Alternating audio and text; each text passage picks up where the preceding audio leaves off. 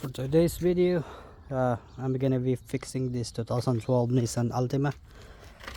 The problem is this oval cooler right here is bent, so it's leaking oil.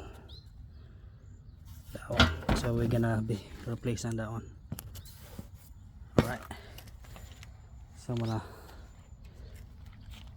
take the bumper out and then replace the oil cooler. Here's the new one. Yep. So that's a oil cooler. It's pretty easy to replace. Let's remove this clip and then put the new here. Alright, so this is the old and this is the new. It's kind of different, the design is a bit different, but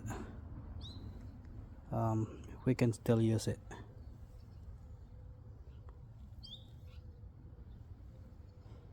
Yeah.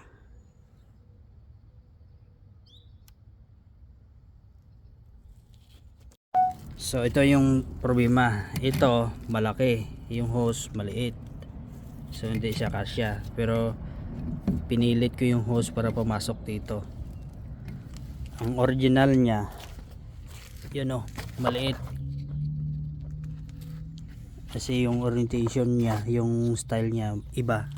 Pero pwede naman yan as long as may inlet and outlet na ano.